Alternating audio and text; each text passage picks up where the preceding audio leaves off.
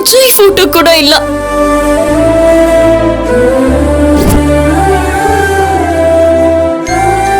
Wow, what a dress Madhuri. Selfie. Okay.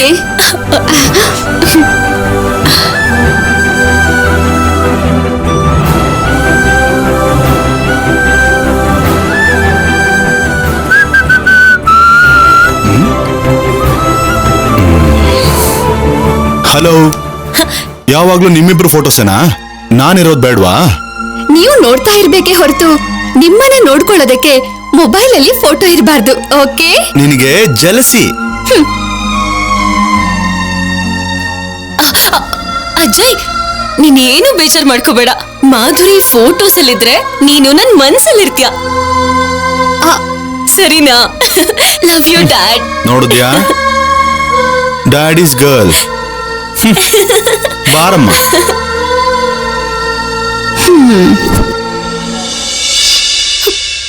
ಎಂತ ಹುಚ್ಚ ಕೆಲಸ ಮಾಡಿದ್ಯಾ ಕಲ್ಯಾಣಿ.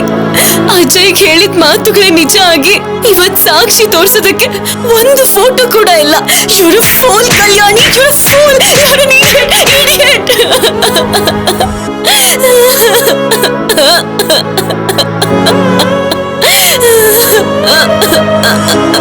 ಅಮ್ಮ, ನಿನ್ನ ಫೋಟೋ ರೂಪದಲ್ಲಾದ್ರೂ ನೋಡೋ ಭಾಗ್ಯನೇ ನನಗಿಲ್ದಿರೋ ಹಾಗೆ ಮಾಡಿದ್ಲಲ್ಲ ಅಮ್ಮ ಅನುಪಮ. ಐ ಹೇಟ್ ಹರ್. ಸರ್ವಮಂಗಲ ಮಾಂಗಲ್ಯೆ ಶಿವೆ ಸರ್ವಾರ್ಧಸಾಧಕೆ ಶರಣ್ಯೇ ತ್ರ್ಯಂಬಕೆ ದೇವಿ ನಾರಾಯಣಿ ನಮೋಸ್ತುತೆ. ಓಂ ತದೇವ ಲಗ್ನಂ ಸುದಿನಂ ತದೇವ ತಾರಾಬಲಂ ಚಂದ್ರಬಲಂ ತದೇವ ವಿದ್ಯಾಬಲಂ ದೇವಬಲಂ ತದೇವ ಲಕ್ಷ್ಮೀಪತೆ ಗೃಹಕಂ ಸ್ಮರಾಮಿ.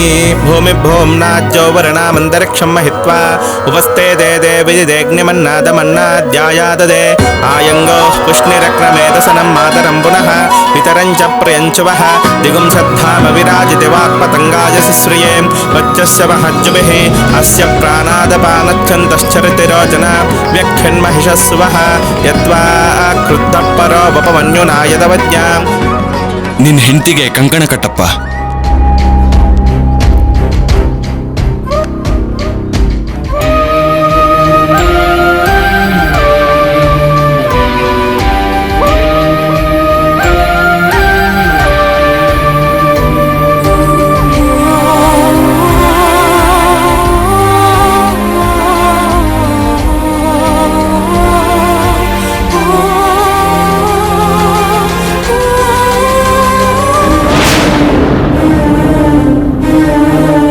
ನಾನ್ ಕಟ್ಬೇಕಾಗಿರೋ ತಾಳಿನ ಶೌರ್ಯ ಕಟ್ದ. ನಾನ್ ಹಿಡ್ಕೋಬೇಕಾಗಿರೋ ಕೈನ ಅವನೇ ಹಿಡ್ಕೊಂಡಿದ್ದಾನೆ. ಇವಾಗ ಕೈಗೆ ಕಂಕಣ ಕೂಡ ಕಟ್ತಾ ಇದ್ದಾನೆ. ಅವನ್ ಏನೇ ಮಾಡಿದ್ರು ಸಂಪದ ನನ್ನನ್ನೇ ಪ್ರೀತಿಸ್ತಾ ಇರೋದು. ನನ್ನ ಜೊತೆನೆ ಬರ್ತಾಳೆ.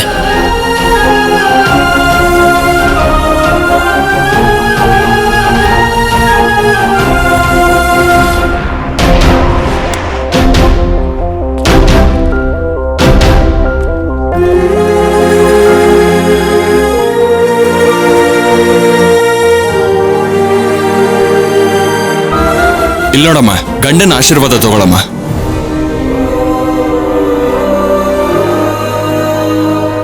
ಹೇಯ್ ನೋನು, ಇವಾಗ ನೀನೊಬ್ಳೇ ಅಲ್ಲ, ನೀನ್ ಈ ರೀತಿ ಬೆಂಡಾಗ್ಬಾರ್ದು ಸಂಪದ.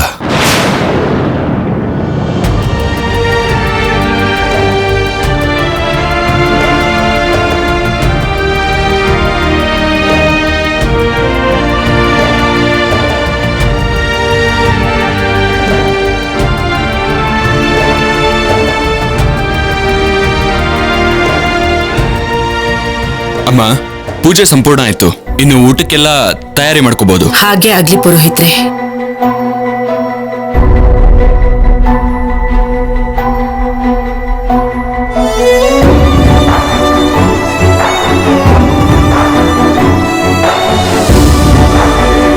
ನನ್ನ ಅದೃಷ್ಟ ಚೆನ್ನಾಗಿತ್ತು. ಮೊಬೈಲಲ್ಲಿ ಫೋಟೋನೇ ಇರಲಿಲ್ಲ. ಇಲ್ಲದೆ ಹೋಗಿದ್ರೆ ಕಲ್ಯಾಣಿ ಪರಿಸ್ಥಿತಿ ಇನ್ನೂ ದಾರುಣವಾಗ್ಬಿಡ್ತಿತ್ತು. ಕೋಪ ಮಾಡ್ಕೊಂಡು ಹೋಗಿದ್ದಾಳೆ.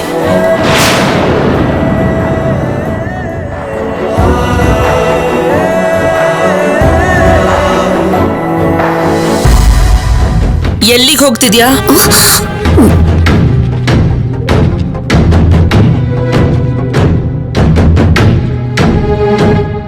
ಕಲ್ಯಾಣಿ ಹತ್ರ. ಇಬ್ರು ಸೇರಿ ಚೆನ್ನಾಗಿ ನಾಟಕ ಆಡ್ತಿದ್ದೀರ ಅಲ್ವಾ? ಯಾಕೆ ಹಾಗೆ ಹೇಳ್ತಿದ್ದೀರಾ? ನನ್ಗೊತ್ತು, ನನ್ನ ಮಗ ಸೊಸೆ ಮಾಡೋ ಪೂಜೆ ಸರಿಯಾಗಿ ಆಗ್ಬಾರ್ದು ಅಂತ ತಾನೆ ನೀನ ಹುಡುಗಿಗೆ ಕೋಪ ಬರೆಸಿ 2 ಸಾರಿ ಮನೆ ಒಳಗ್ ಬರೋ ಹಾಗೆ ಮಾಡ್ದೆ. ಅಪಾರ್ಥ ಮಾಡ್ಕೊಂಡಿದ್ದೀರಾ ನೀವು? ಚೆನ್ನಾಗಿ ಅರ್ಥ ಆಗಿದೆ ನಮ್ಗೆ. ನಿನ್ನ ಕೆಲಸದೊಳಗ್ ನೋಡ್ತಿದೀನಿ ಅನ್ನೋ ಕೋಪದಲ್ಲೇ ಹೀಗೆಲ್ಲ ಮಾಡ್ತಿದ್ಯಾ. ಹೌದಮ್ಮ, ನನಗೂ ಹಾಗೆ ಅನಿಸ್ತದೆ. ಬೇಕು ಅಂತಾನೆ ಹೀಗ್ ಮಾಡಿದೀರಾ ಅಂತ ಡೌಟು. ಆ ಹುಡುಗಿ ಯಾರೋ ಏನೋ ಅವಳ ಪರವಾಗಿ ಮಾತಾಡ್ತಿದ್ದೀರಾ. ಅವಳು ನನ್ನ ಸ್ನೇಹಿತರ ಮಗಳು ಅಂತ ಹೇಳಿದ್ನಲ್ವಾ? ನೀನ್ ಅವಳ ಹತ್ರ ಕತೆ ಹೇಳ್ತಾ ಕೂತ್ಕೋಬೇಡ.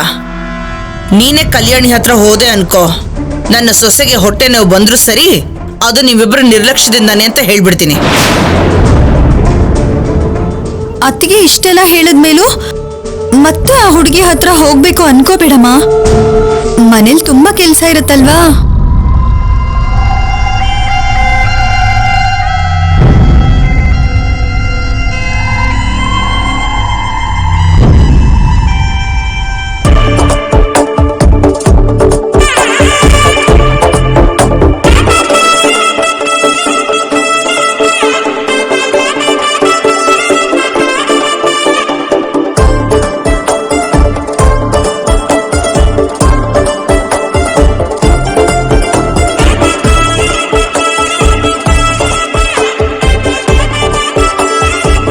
ಪೂಜೆ ಮುಗೀತು, ಅಡ್ಗೆನೂ ಅದ್ಭುತವಾಗಿದೆ. ಹೌದೌದು, ಅಡುಗೆ ಘಮಘಮ ಅಂತಿದೆ. ನಿಮಗ್ ಪೂಜೆ ಮೇಲೆ ಆಸಕ್ತಿನೇ ಇಲ್ಲ ಅನ್ಸುತ್ತೆ. ಊಟದ ಕಾರ್ಯಕ್ರಮ ಯಾವಾಗ ಅಂತ ಕಾಯ್ತಿದ್ದೀರಾ ಅಲ್ವಾ? ಪೂಜೆ ಮಾತ್ರ ಅಲ್ಲ, ಊಟನೂ ಕೂಡ ಏಕಾಗ್ರತೆಯಿಂದ ಮಾಡಬೇಕು. ಮಾತಾಡ್ಬಿಡಿ, ತಿನ್ನಿ. ಸರಿ ಮಾವ, ನೀವ್ ಕೂಡ ತಿನ್ನು.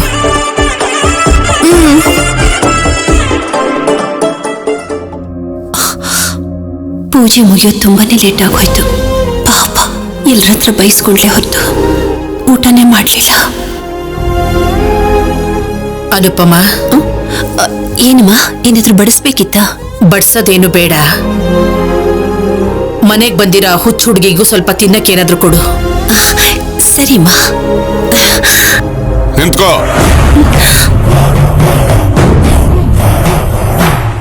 ಆ ಹುಡುಗಿಗೆ ಹೋಗಿ ಊಟ ಕೊಡು ಅಂದ್ರೆ ನೀನೇ ಸ್ವತಃ ಹೋಗಿ ತಿನ್ಸು ಅಂತ ಅಲ್ಲ. ಕರೆಕ್ಟ್ ಅಪ್ಪ, ಮದ್ವೆ ವಯಸ್ಸು, ಹಾಕಿದ್ರೆ ತಿನ್ನಲ್ವಾ ಏನೋ? ಕೆಲಸದವರು ತುಂಬಾ ಜನ ಇದಾರಲ್ವಮ್ಮ. ಅವಳಿಗೆ ಅಭ್ಯಾಸ ಆಗೋಗಿದೆ ಸರ್ವಿಸ್ ಮಾಡೋದು. ಈಗ ಬಾಲಾಜಿನ್ ಕಳ್ಸಿದ್ರೆ ಆಯ್ತು. ಏನ ಕೇಳಿಸ್ತಿಲ್ವಾ? ಯಜಮಾನ್ರೆ, ಈಗಲೇ ತಗೊಂಡು ಹೋಗ್ತೀನಿ ಯಜಮಾನ್ರೆ.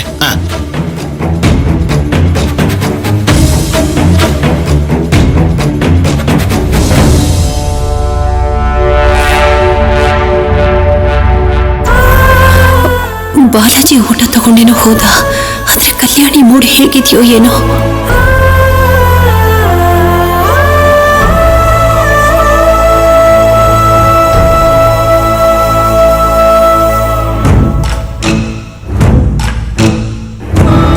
ನನಗಿಲ್ಲಿರೋದಕ್ಕೆ ಸ್ವಲ್ಪನೂ ಇಷ್ಟ ಇಲ್ಲ. ಆದ್ರೆ ಕೋಪ, ದ್ವೇಷ, ಸೇಡ್ ತೀರಿಸ್ಕೊಳ್ಳಕ್ಕಿಲ್ಲಿದ್ದೀನಿ.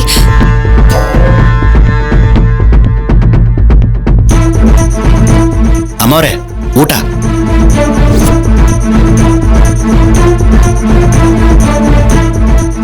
ಅಮ್ಮವ್ರೆ, ಕೆಲವು ಸಲ ಗೊತ್ತೋ ಗೊತ್ತಿಲ್ದೇನೋ ತಪ್ಪುಗಳು ಮಾಡ್ಬಿಡ್ತೀವಿ. ಅದ್ಯಾವುದನ್ನು ಮನ್ಸಲ್ಲಿ ಇಟ್ಕೊಳ್ದೆ ಹೊಟ್ಟೆ ತುಂಬಾ ಊಟ ಮಾಡಿದ್ರೆ ಸುಖವಾಗಿರ್ತೀವಮ್ಮ. ತಿನ್ನಿ ಅಮ್ಮವ್ರೆ, ತಿನ್ನಿ.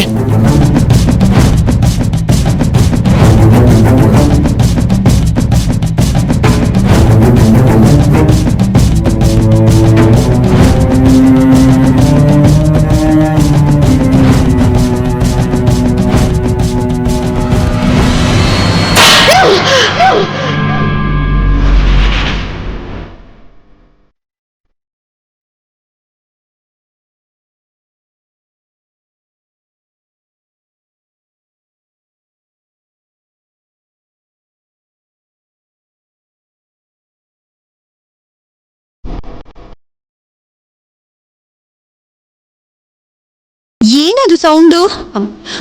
ಬಾಲಾಜಿ ಊಟ ತಗೊಂಡು ಹೋದಲ್ವಾ, ಅಲ್ಲಿ ಏನ್ ಮಾಡಿದ್ನೋ ಏನೋ. ಸ್ವಲ್ಪ ಆತ್ರ ಅವನಿಗೆ. ನಾನು ಹೋಗಿ ನೋಡ್ಕೊಂಡು ಬರ್ತೀನಿ.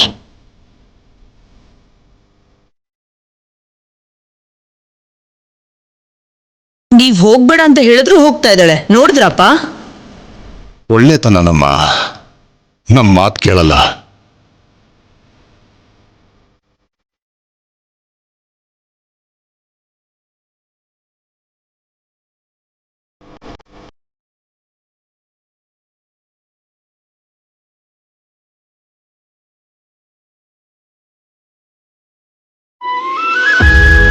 ನೀವ್ಯಾಕೆ ಹೋಗ್ತಾ ಇದ್ದೀರಮ್ಮ? ತಟ್ಟೆ ಎತ್ತಾಕ್ಬಿಟ್ಲಲ್ವಾ? ನಿಮಗ್ ಮೊದ್ಲೇ ಗೊತ್ತಿತ್ತಾ ಅಮ್ಮ? ಗೊತ್ತಿತ್ತು ಬಾಲಾಜಿ. ಈಗ ನೀನು ಒಳಗಡೆ ಹೋದ್ರೆ ಏನ್ ನಡೀತು ಅಂತ ಅವ್ರು ಕೇಳ್ತಾರೆ. ಏನ್ ಹೇಳ್ತೀಯ ನೀನು? ನಾನು ಏನ್ ಹೇಳ್ಬೇಕಮ್ಮ? ಬಾಲಾಜಿ, ಇದೊಂದು ಸಾರಿ ಸುಳ್ಳು ಹೇಳೋಕ್ಕಾಗತ್ತಪ್ಪ? ನಿಮ್ಮಂತ ಒಳ್ಳೆ ಮನ್ಸಿರೋರು ಹೀಗ್ ಹೇಳ್ತೀರಂತ ಕೇಳ್ಬಾರ್ದಮ್ಮ. ಹೀಗೆ ಹೇಳುವಂತ ಆರ್ಡರ್ ಮಾಡ್ಬೇಕಮ್ಮ. ಕೈ ಜಾರಿ ತಟ್ಟೆ ಕೆಳಗ್ ಬಿದ್ದೋಯ್ತು ಅಂತ ಹೇಳು. ನಾನೇ ಗಾಬರಿ ಬಿದ್ದು ಔಟ್ ಹೌಸ್ ಅಲ್ಲಿ ಇದ್ದಕ್ಕಿದ್ದಾಗೆ ಬಿದ್ದೋದೆ. ಇಷ್ಟೇ, ಇದನ್ನೇ ಹೇಳ್ತೀನಮ್ಮ. ನೀವು ಹುಷಾರಮ್ಮ. ಆ ಹುಡುಗಿಗೆ ಸ್ವಲ್ಪ ಕೋಪ ಜಾಸ್ತಿ ಅನ್ಸುತ್ತೆ.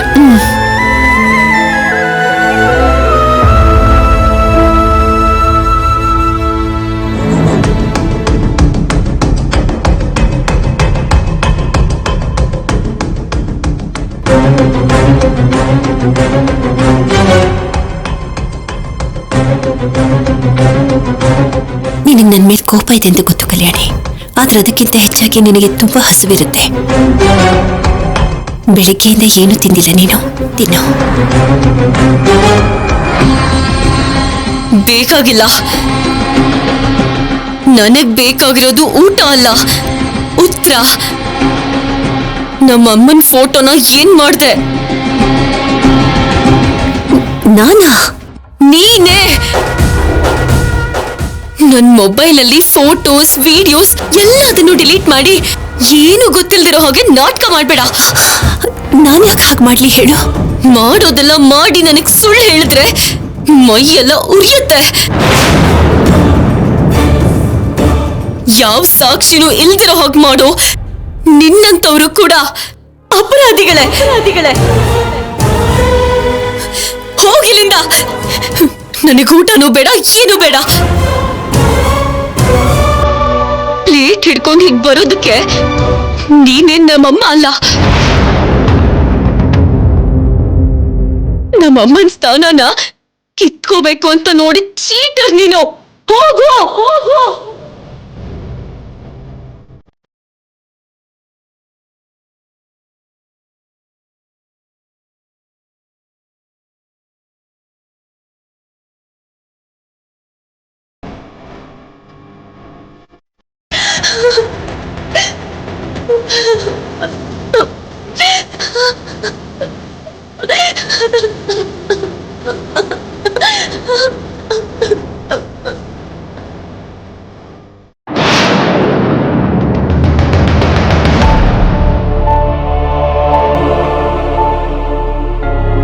ಸೀತಾ, ಭಾಗ್ಯ, ಇದನ್ನೆಲ್ಲ ತೆಗೆದುಬಿಟ್ಟು ಮೊದಲು ಊಟ ಮಾಡಿ. ಆಗ್ಲೇ ತುಂಬಾ ಹೊತ್ತಾಗಿದೆ.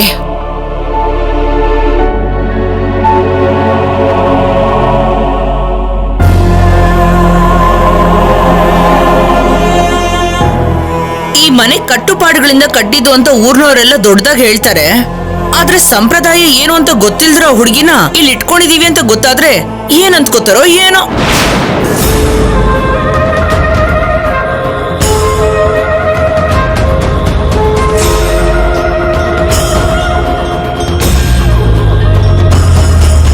ಒಳ್ಳೇದು ಕೆಟ್ಟದ್ದು ಏನು ಗೊತ್ತಿಲ್ಲ ಅನ್ಸುತ್ತೆ. ದೇವ್ರ ಪ್ರಸಾದ ಕೆಳಗ್ ಬೀಳ್ತು ಅನ್ನೋ ಬೇಜಾರೇನೂ ಇಲ್ಲ. ಅವ್ರ ಅಮ್ಮ ಯಾರೋ ಸತ್ ಹೋಗಿದ್ದಾರೆ ಅಂತ ಫೋಟೋ ನೋಡಿ ಅಂತ ಅಷ್ಟೆಲ್ಲ ನಾಟಕ ಮಾಡಿದ್ಲು. ಮನೆಯಲ್ಲಿ ಅಪ್ಪನಿಗೆ ಮಾತ್ರನೇ ಆರೋಗ್ಯದ ಸಮಸ್ಯೆ ಅನ್ಕೊಂಡಿದ್ವಿ. ಆದ್ರೆ ಈ ಹುಡುಗಿಯಿಂದ ಎಲ್ರ ಮನಃಶಾಂತಿನೂ ಹಾಳಾಗ್ತಿದೆ. ಕೇಳಿಸ್ಕೊಂಡಿ ಅನುಪಮ, ಈ ತಲೆನೋವೆಲ್ಲ ಯಾಕಂತ ಮೊದ್ಲೇ ಅನ್ಕೊಂಡಿದ್ರೆ ಹೀಗಾಗ್ತಿರ್ಲಿಲ್ಲ.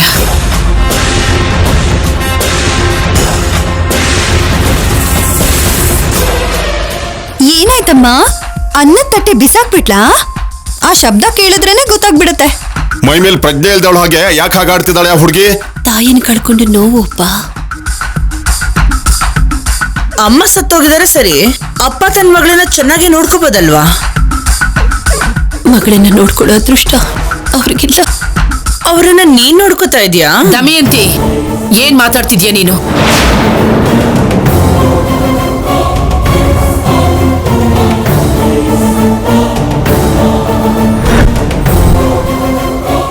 ಅದೇನಮ್ಮ ಎಲ್ಲ ಗೊತ್ತಿರೋಳಾಗ ಹೇಳ್ತಾ ಇದ್ದಾಳಲ್ವಾ, ಇವಳು ಫ್ರೆಂಡ್ ಪ್ರಾಣ ಹೋಯ್ತು, ಫ್ರೆಂಡ್ ಗಂಡನ ಪರಿಚಯ ಇದ್ದೇ ಇರುತ್ತಲ್ವಾ, ಅವ್ರನ್ನ ಕರೆಸಿ ಅವ್ರಿಗೆ ವಹಿಸಿ ಅಂತ ಇದೀನಿ ನಾನು. ಅವ್ರ ತಂದೆ ತುಂಬಾ ದೂರದಲ್ಲಿದ್ದಾರೆ, ಬರೋಕ್ಕಾಗೋದಿಲ್ಲ. ಆ ಹುಡುಗಿ ಮೇಲೆ ಕರುಣೆ ಬಂದು ಕರ್ಕೊಂಡ್ ಬಂದಿದ್ಯಾ ಅಂತಾಯ್ತು. ಅವಳ ಮೇಲೆ ಕರುಣೆ ತೋರಿಸಿರೋ ವಿಷಯನ ಮರ್ತು ಹೋಗಿದ್ದಾಳೆ ಅನ್ಸುತ್ತೆ.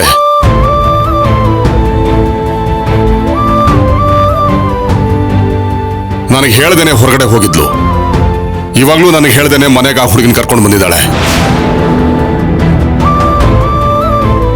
ಹಿಂದೆ ಒಂದ್ಸಲ ತನ್ನ ಜೀವನನ ತ್ಯಾಗ ಮಾಡಿ ತನ್ನ ಬದುಕನ್ನೇ ಹಾಳು ಮಾಡ್ಕೊಂಡಿದ್ದಾಳೆ. ಇವಾಗ ಸಹಾಯ ಮಾಡಿ ಇನ್ನೂ ಅನ್ಯಾಯ ಮಾಡ್ಕೋಬೇಡ ಅಂತ ಹೇಳು. ಕೇಳಲಿಲ್ಲ ಅಂದ್ರೆ ಆ ಹುಡುಗಿ ಜೊತೆ ಅವಳನ್ನು ಹೊರಟೋಗೋಕೆ ಹೇಳು.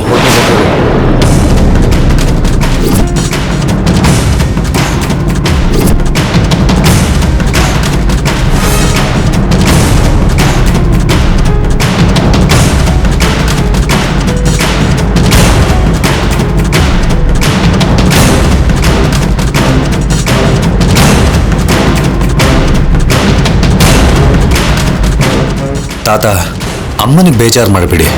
ಅವಳು ಒಳ್ಳೇದನ್ನೇ ಮಾಡಬೇಕು ಅನ್ಕೊಂಡಿದ್ದಾಳೆ. ಅವರನ್ನ ನೀವು ತಪ್ಪಾಗಿ ತಿಳ್ಕೊಂಡಿದ್ದೀರಾ. ಹೌದು ಅಂದ್ರೆ ಅನುಪಮ ಯಾವತ್ತೂ ತಪ್ಪು ಮಾಡೋದಿಲ್ಲ. ನಂಬಿದ್ದಕ್ಕೆ ಹೀಗೆ ಹರ್ಟ್ ಮಾಡ್ತಿರೋದು. ಅಪ್ಪ, ನಿಮ್ಗಿದ್ರಲ್ಲಿ ಯಾವ ನಷ್ಟನೂ ಆಗ್ತಿಲ್ಲ ಅಲ್ವಾ? ಅಂದ್ರೆ ಪೂಜೆಗೆ ವಿಘ್ನ ಆಯ್ತು ಅಲ್ವೇನೋ? ಯಾರಿಗೂ ಏನೂ ಆಗ್ಲಿಲ್ಲ ಅಲ್ವಾ? ಹೀಗೆ ಪರ ವಹಿಸ್ಕೊಂಡು ಮಾತಾಡ್ತಿದ್ರೆ ಮನೆಗೆ ಯಾರೋ ಬಂದು ಮನೆನ ಛತ್ರ ಮಾಡಕ್ ಬಿಡ್ತಾರೆ. ನಿಮ್ಮಿಷ್ಟ ಬಂದಾಗ ಮಾಡ್ಕೊಳ್ಳಿ.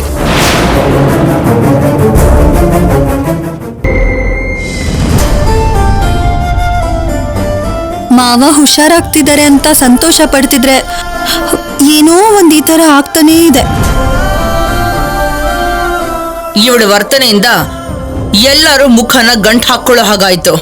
ಸಂಪದ, ನೀನ್ ಒಳಗಡೆ ಹೋಗೋ.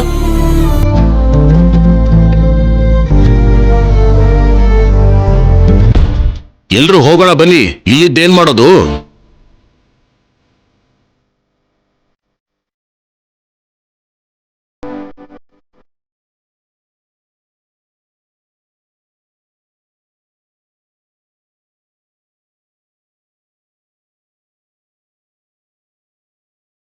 ಏನಿದೆ ಅನುಪಮ, ಯಾಕೆ ಹೀಗೆ ಸಮಸ್ಯೆಗಳಲ್ಲಿ ಸಿಕ್ಕಾಕೋತಿದ್ಯಾ?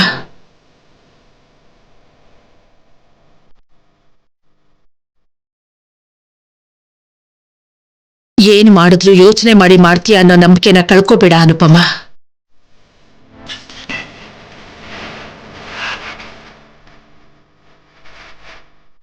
ಈಗ ನಾನಿಷ್ಟೇ ಹೇಳೋಕ್ಕಾಗೋದು, ನಿನ್ನಿಷ್ಟ.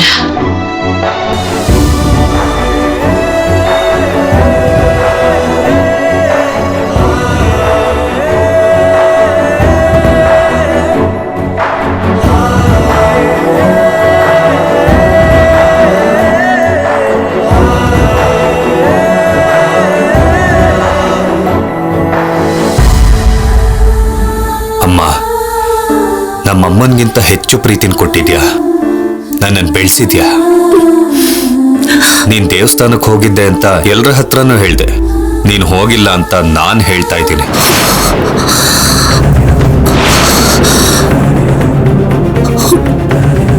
ಬೆಂಗಳೂರಲ್ಲಿ ಏನ್ ನಡೀತೋ ಗೊತ್ತಿಲ್ಲ, ಇಲ್ಲೆಲ್ಲರೂ ನಿನ್ನನ್ನು ಅಪಾರ್ಥ ಮಾಡ್ಕೊಂಡ್ರೆ ನನಗೆ ಬೇಜಾರಾಗತ್ತೆ.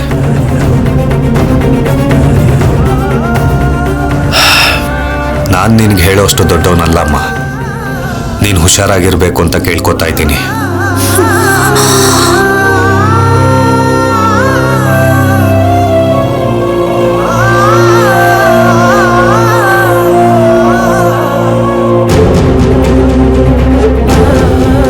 ಕಾಗದಗಳಲ್ಲ, ಜವಾಬ್ದಾರಿಗಳು. ನನ್ನ ಮಗಳು ಕಲ್ಯಾಣಿ ಮೇಜರ್ ಆಗ್ಬೇಕು ಅಂದ್ರೆ ಇನ್ನು 6 ತಿಂಗಳು ಕಾಯ್ಬೇಕು. ನಾವ್ ಯಾರು ಇಲ್ಲ ಅಂತಂದ್ರೆ ಅವಳು ಕಷ್ಟ ಆಗತ್ತೆ.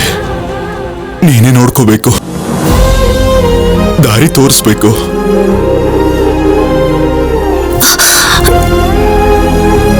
ನೀನಿಲ್ಲ ಅಂದ್ರೆ ನಮ್ಮಿಬ್ರು ದೇವ್ರ ಸಂಬಂಧದ ಮೇಲಾಣೆ